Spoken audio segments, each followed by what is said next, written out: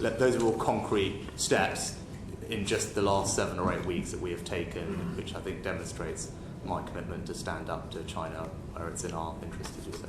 So where that takes us back to your policy of robust pragmatism, how does our dependence on China, how much does that keep you up at night when rowing up your ability to be robust rather than just pragmatic? Yeah, so I mean, the actions that I just outlined are all robust actions. We talked about resilience, and that's why we didn't think it was appropriate for the Newport wafer fab transaction to go ahead as planned. We blocked it. That's why we've removed the surveillance technology from the HMG estate. That's why we've removed CGN from the Sizewell project. Those are examples of robust action to protect ourselves against economic and other threats.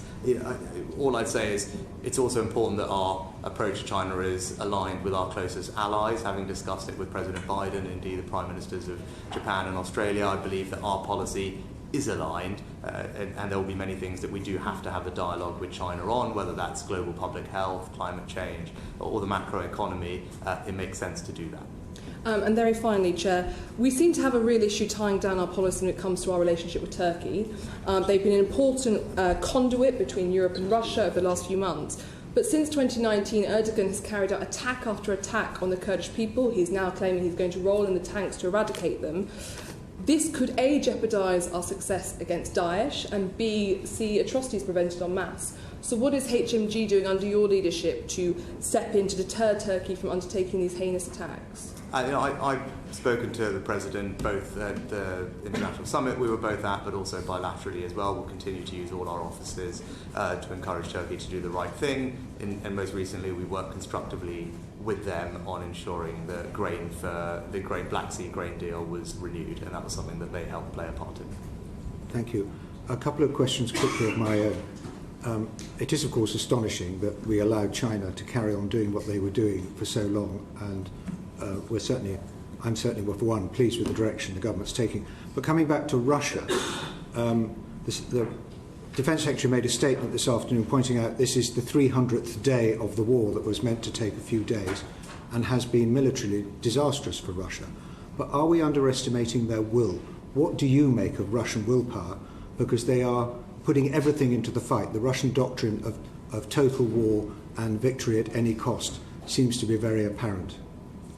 Yeah, and that's why it's important that we continue to maintain and increase our support to Ukraine and make sure that that support is effective in deterring further Russian aggression and pushing them back from the territory that they've already seized. And that's what we'll continue to do. And how much is that shared as deeply as you with our European allies? That's why I was at the Jeff Summit yesterday. That's 10 countries very like-minded on values, but particularly with regard to the threat that Russia poses, and again, very strong consensus about what we need to do next year, whether it's the specific types of military support needed.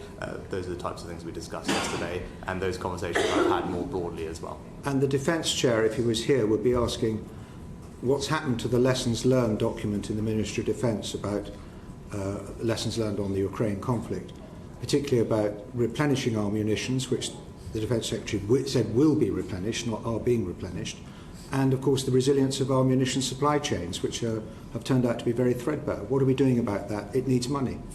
Yes, and we are replenishing our munitions. I think, as the Defence Secretary probably acknowledged, as you just acknowledged as well, Bernard, the issue is less money than it is supply chain capacity in the short term. That is the challenge. I mean, that is a gating or limiting factor on our ability to get some of the support we'd like to see flowing to Ukraine happening quicker. But one thing, the point right at the beginning is we need to make sure that we get them what they need. The priorities at the moment are air defence, armoured vehicles and artillery and munitions. The contract that we've just signed, £250 million, will ensure that there's a ready supply of artillery next year, but also on a monthly basis so Ukraine can plan with certainty, which they haven't always been able to do because of the supply chain. Our contract that we've put in place will give them that certainty and reliability next year, which will be helpful.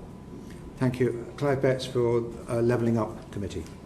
Thank you, Chair. Good afternoon, Prime Minister. I'm going to talk about